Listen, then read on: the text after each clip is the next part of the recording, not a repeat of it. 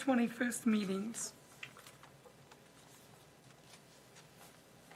Does anyone have any corrections to those minutes?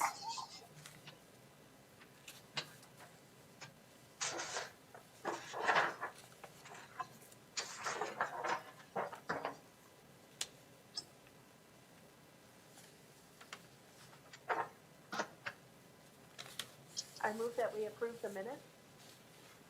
I'll second. Okay. The minutes have been,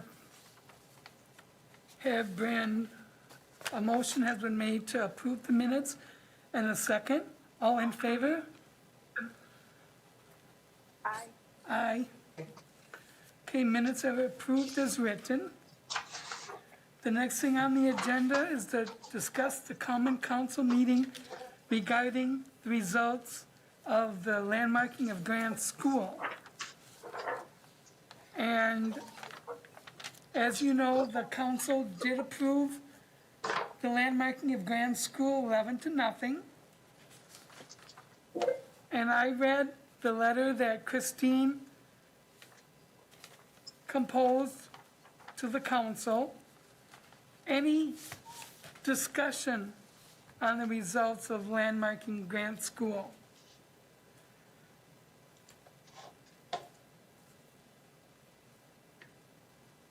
Linda, I'd like to say something if I could. Okay, go ahead, Steve. I want to thank everybody for all of the hard work, and this is easy for me to say when we're on Zoom and we're distanced and the like. So Linda, for you to go to the mic, for Christine to do the letter, for you two to do the letter, for Gary to step up. Personally, I don't feel like I did a whole lot, but maybe a couple behind the scenes things. But I can tell you this, there's a pretty deep appreciation out there for the work that was done. And I have a letter that was sent to me by a former Wausau School District employee who went to Grant School as a child. His mother and dad are 93 years old. They still live in town. And they have extended their appreciation to their son, who then in turn contacted me to say how thrilled that he is and that they are with the decision to preserve Grant. And I think it's maybe a little bit more widespread than I know or maybe we think.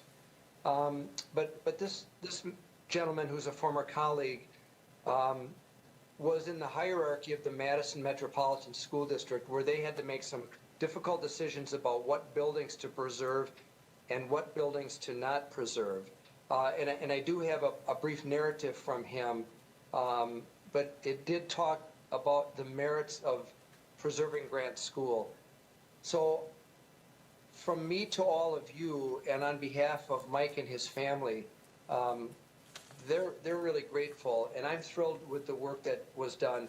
And an additional appreciation to Gary, who we all know who's been highly involved over the years.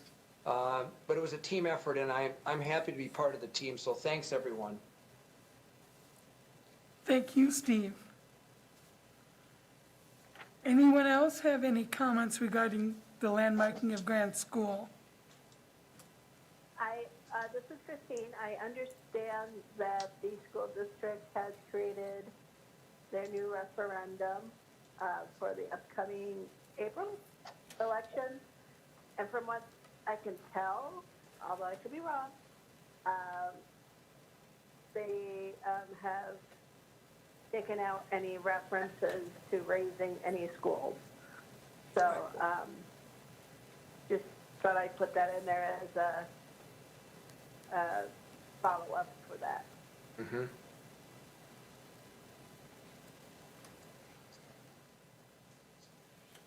And it sounds like they want to do some improvements to Grant School now, compared to just raising it. Yes, that's what I understand. Okay, Deb, did you have anything you wanted to add?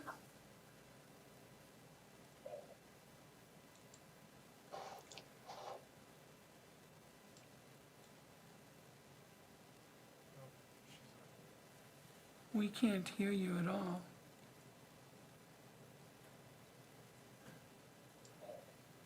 Can you hear me? Yep. Yes. Okay.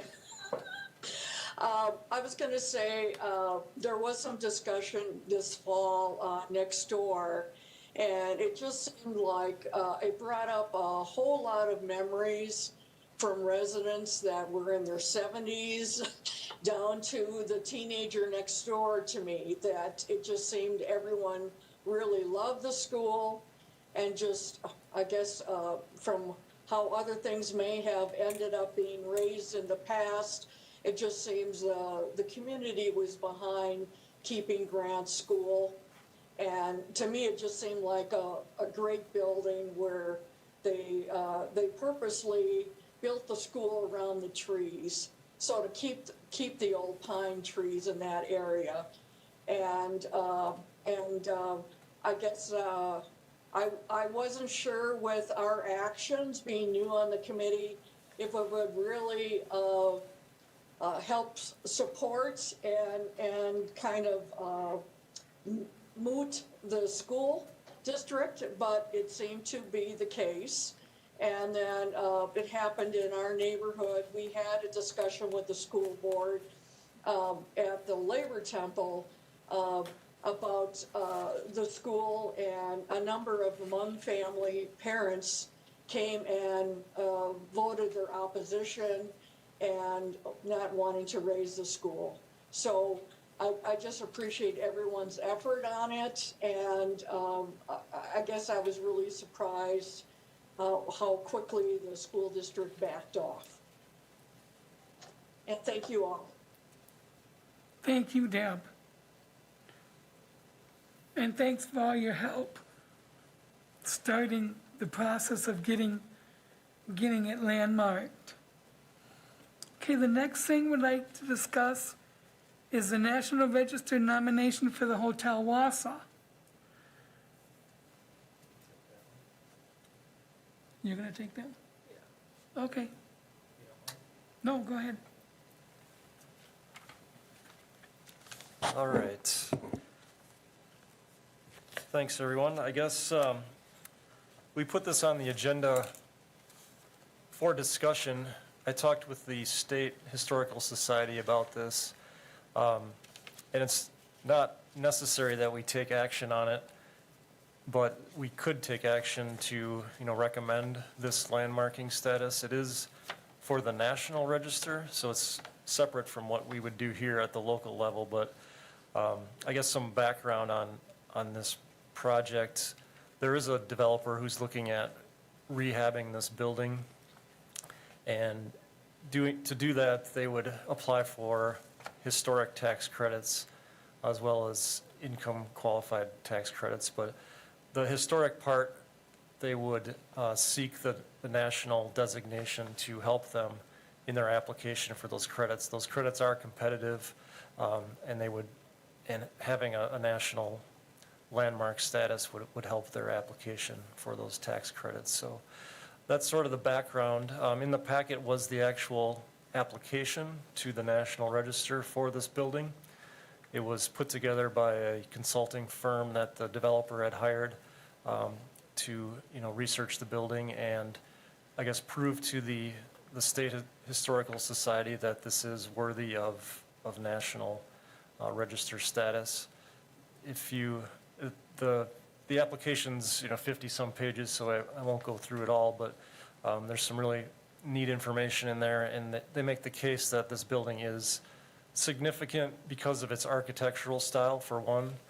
It is well preserved. It has a lot of historic integrity intact. It wasn't, it has been remodeled from the original hotel use into apartments, but a lot of the features have been maintained both on the exterior and the interior. So, it still has a high degree of integrity in terms of the architectural features, but also as a use as a hotel.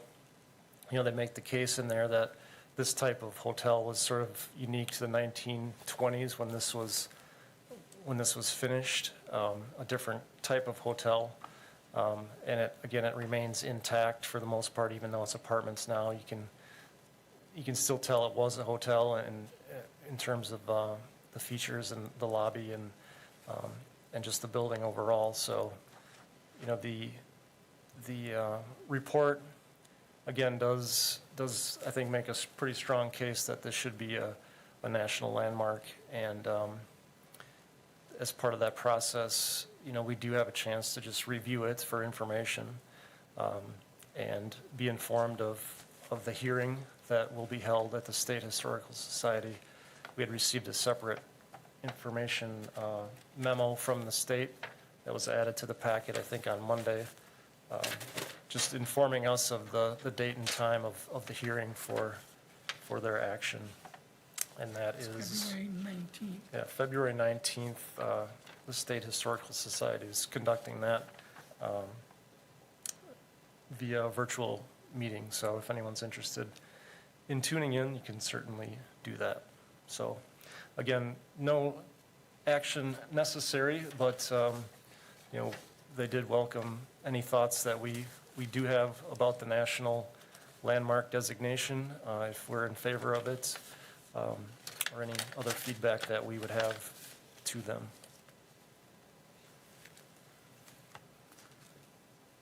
Does anyone want to say anything about this application and landmarking, having this building landmarked?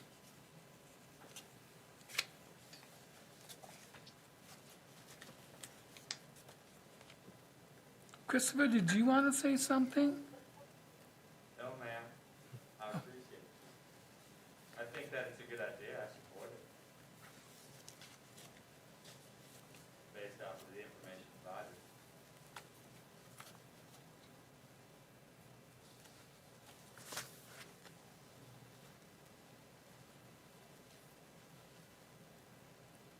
Okay, then if no one has any discussion,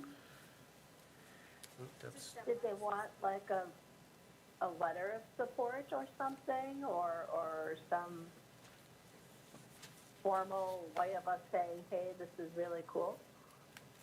or you say it's not necessary, Brad, I know, but would it help them? Yeah, they didn't really say one way or the other. I mean, we are a certified local government, so it's, you know, sort of our right and responsibility to provide feedback. So it wouldn't hurt, I wouldn't say. But again, it is sort of a separate process from any local designation. It's all done, you know, at the higher level. But I guess if there is, we could send them a letter. The representative from the state said that some communities do provide a resolution. Not many do that. Others just have the discussion and provide the minutes, you know, to the state. So it's really, I guess, our choice as to what we'd like to do here. I think Deb has her hand up. Deb? And I think Dave is on mute, so it looks like two people are trying to talk, perhaps neither being successful. So do you want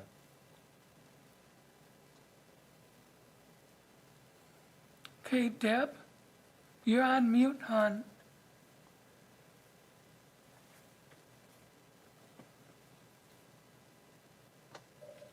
Can you hear me? Yes. Okay. I was just going to mention, I'm on the Community Development Authority Board. So the developer has given update the last few months about the landmark housing, and that I had learned as part of these meetings that the Department of the Interior through the Park Service is wanting to keep the windows as is, that they feel that they are still in good shape. And back in the fall of 2003, I lived there temporarily before buying a house. And I had in my bathroom on the 7th floor corner overlooking 3rd and 400 block, I had the original bathroom with the white, you know, small octagon tiles and the original subway tiles. And I guess the Park Service wants to keep that, or there may be some bathrooms that are no longer in good shape and kind of replicate that. And then as part of this restoration, when it's completed, it will become Section 8 housing. So, and approximately 100 units. So I think this is going to become a gem of the downtown for affordable housing. And I would think as part of what we do as a group that we would want to encourage the landmark to be back to her glory days. Thank you.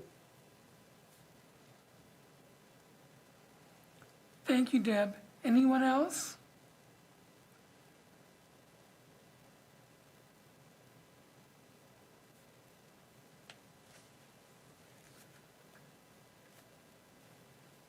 Then I would recommend that Brad and I will compose a letter stating our support and send it off to the State Historical Society, saying that we support their landmarking this beautiful building. Okay. Then the next thing is discussing our goals and objectives for this commission. First of all, we are in need of another commissioner.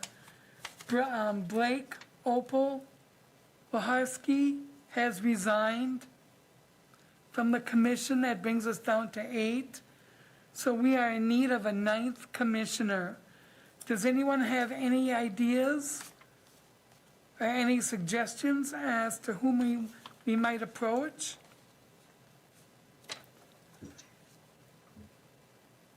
Christine? Steve?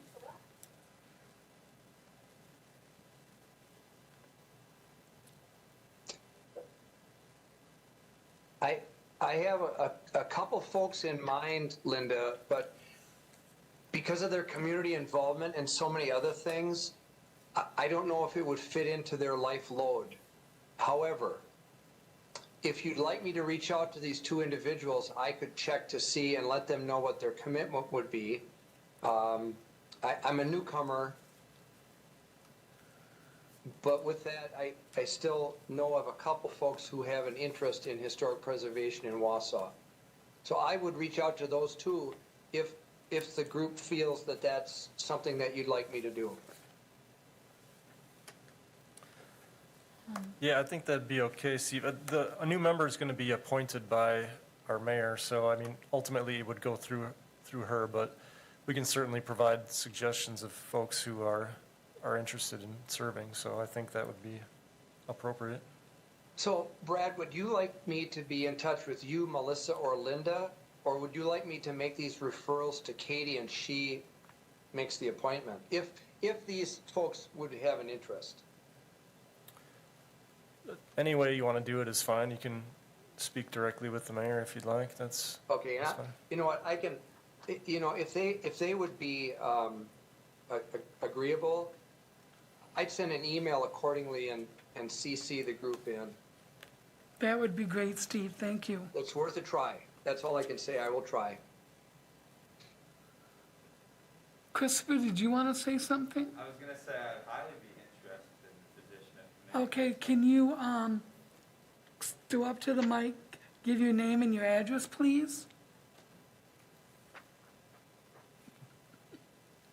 My name is Christopher Wood, and my address is 708 Fulton Street, Wausau, Wisconsin, 54403. And I would highly be interested in the position to dedicate myself to my fellow Wausauites. Okay. Sounds good. Then should we approach the mayor or let Steve talk to the mayor first? Can we have more than 9 or is it limited to 9? Oh, I mean, I think the number would be fixed at 9. But if we have candidates, you know, if we have more than one candidate for the mayor, to choose from, that would be, I guess, okay too. So Okay, it's really up to her and how she wants to do it, so. we will give your name to the mayor then. I appreciate your patience and your time. Thanks. Okay, and then also, do we, the goals for this coming year? I've, had my feelers out, and there's a couple buildings in town. One is at 532 South Third Avenue, and that building was built in 1895. It originally was a grocery store. It's right across from Grace United Church of Christ on Third Avenue. And then also 839 South First Avenue, and that's the building right on the corner of Sherman Street and First Avenue. It used to be a candy company distributor at one time. And then lately it was Rice's Antiques. And I heard rumors that that's being torn down. And then Deb also had a building, a house that she thought we should look into at 618 Elm Street. Deb, you want to tell us a little bit about that one? Sure. It just happens. This is a neighbor of mine that I've gotten to know quite well over the last year or so, that she's had some health problems, and then she has been back home since May from rehab. But it appears, from what she's telling me, she's lived in this house for 70 years. She is 83 years old, and her talking about the actual, I guess, documentation, that this was considered on the west side of being originally purchased, I think, back in 1850, which was 2 years after the state became a state, the state of Wisconsin. So a lot of the home is a story and a half now, but there might have been remnants of a cabin with a dirt floor as originally what was on the property. And I'm not sure if the house is more of a landmark, or because it may be one of the first properties settled on the west side, if you can do something for the property per se. And it does seem that a lot of the house on the inside has been the same for over the last 60 years. There has been, I guess the Hmong Association, through Fresh Start, did redo the roof as well as put on vinyl siding on the outside. And then it's just in the last few months has been accepted and been upgraded in the weatherization program. So it just seems that it's a nice old house that has had the upgrades in both electrical, plumbing, and now with the insulation and the siding, that in the future, for a future family, it's fairly well maintained. And I don't think we've looked much so far on having any historic district on the west side, and I don't know if it's appropriate at this point, but I do think Gary Gisselman would like to learn more from my neighbor in the next few months.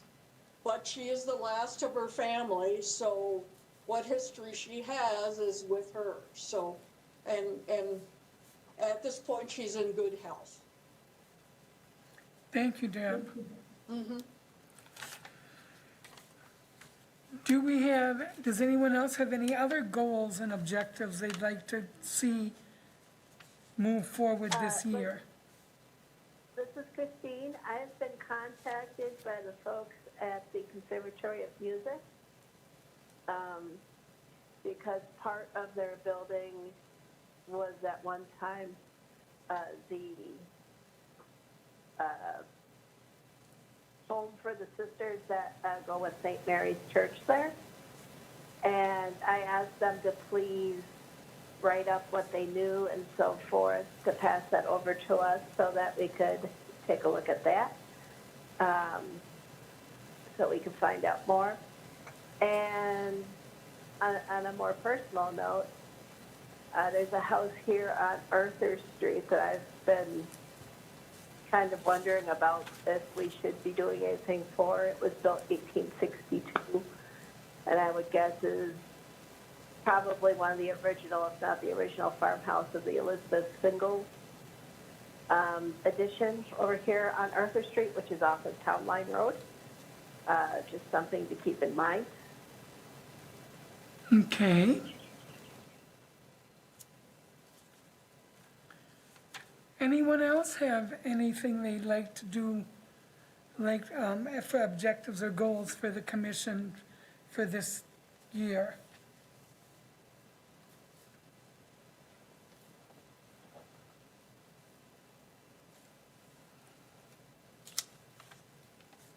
We could certainly look into an historic district on the west side, because I know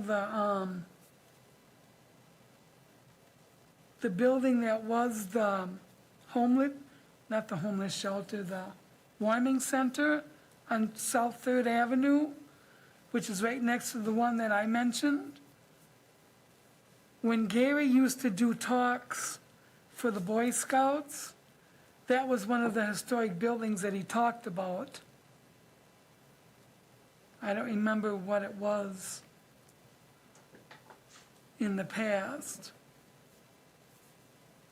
It was like the German building or something.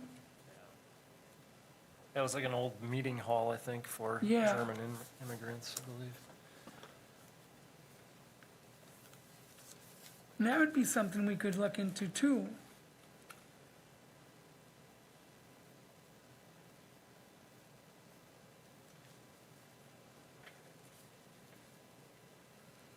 And I think we can just keep our eyes open and our ears to see if there's anything that comes up that might be in trouble or might be getting ready to be demolished. Another one that would look into would be the Wausau Iron Works on South 10th Avenue, right by my house.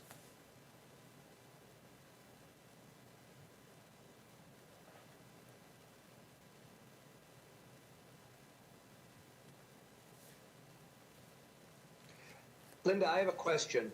Go ahead.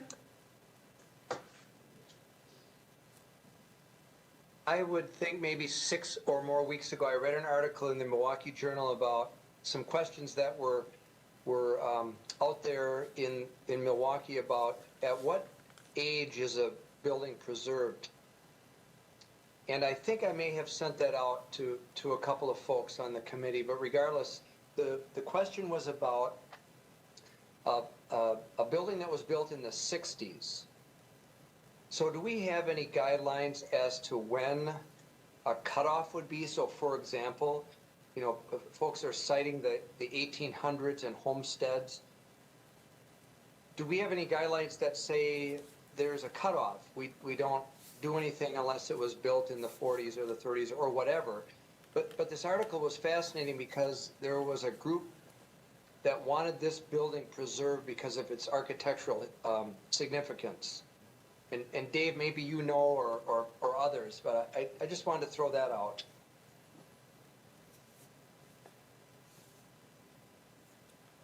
Well, I can maybe add something. For a local designation, I don't believe there is a specific cutoff. I think for the National Register, I want to say it's 50 years or more, which does get us into the 1960s and even 70s. So, yeah, I think, you know, with our ordinance, age is a factor. I wouldn't say it's even the most important factor. I think the way ours is written, it's about historical significance. So, if we wanted to save every building that's over 50 years old, I mean, we'd be looking at literally thousands and thousands of buildings. And, some of these are going to be torn down. It's just, we can't avoid it. So I think, with the grant school, we did a good job of presenting, why it's historically significant, not just because it's old and not just because, my grandma went to school there or whatever, but there is a reason why it's historically significant. And, these buildings that we're listing now, I think, they may be in jeopardy. And, at one point we talked about a watch list or a most endangered list, and I think there's some value in that. But, I think we need to back up a little bit and look at these homes and research them as like, well, what makes them significant? It's not just their age, it's something else about them, whether it's architecture or something that happened there. So I think we need to look at that history and what is that history. So I guess to answer your question, locally, I wouldn't say there is a specific age cutoff. I mean, granted, things that are older are rarer in town, so just that fact alone, may make it significant. If it's the oldest building or the only one from this time period, I think there's a story there. But again, we have a lot of buildings that could potentially qualify. It's just a matter of what is that history and is it significant enough for us to put protections on it, I guess. Great, thank you, Brad, that helps, I appreciate that. Okay. If there's not any other discussion for the I goals have and, one more. okay, go ahead, Christine. It doesn't fall within 50 years or anything like that. It's just a curiosity. Do we want to document or make sure there's some kind of documentation somewhere with the mall before they start totally dismantling the mall and taking out stores and, building pieces parts? It's a big piece of downtown, so just a curious thing. Yeah, I mean, the building itself, I don't know that there's a lot there, but there may be some things within the building. There's a sculpture that's in there that's, I asked about the sculpture. It's going back to the Parks Department. okay. I think there's a granite relief too on the wall that I'm not sure where it's from, if it's from the courthouse or if it's just matching with the stone. I'm not sure what the history of that is, but it may be worth looking at some of that stuff. There are historic pictures on the wall. I don't know where those came from or where they're going, but those are pretty interesting. They're not historic themselves, but they're pictures of historic scenes. And they're quite large. Mm-hmm. And where are those in the It mall? would definitely be interesting to talk to Gadorgi and see what they're doing with all the pieces parts. But I had asked about the boy in the boot statue, since there was a story behind that. So they said it's going back to the Parks Department. Where from there, I don't know.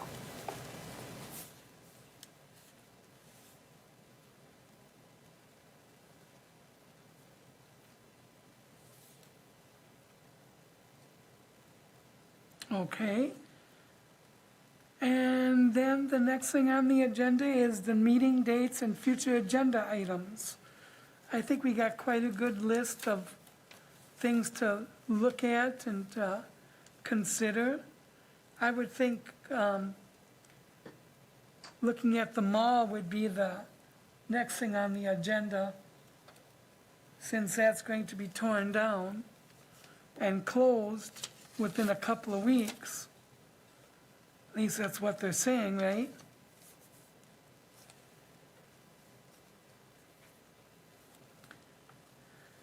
So then looking at February, the next meeting date would be Thursday, February 18th. Does that still work for everyone? Does Thursdays at 4 o'clock still work, the third Thursdays? Yes.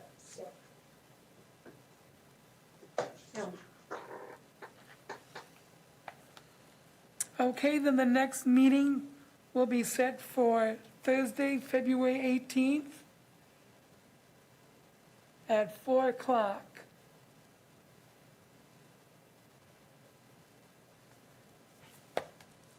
Okay, I need a motion to adjourn. Is there any other business that we need to discuss today?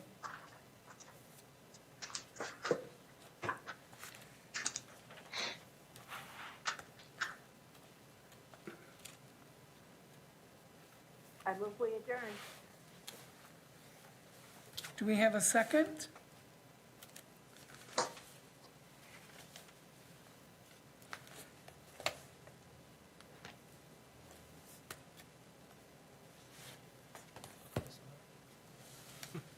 Do we have a second? I will. Okay. All in favor? Aye. Aye. Okay, this meeting has been adjourned, and we will see you all next month.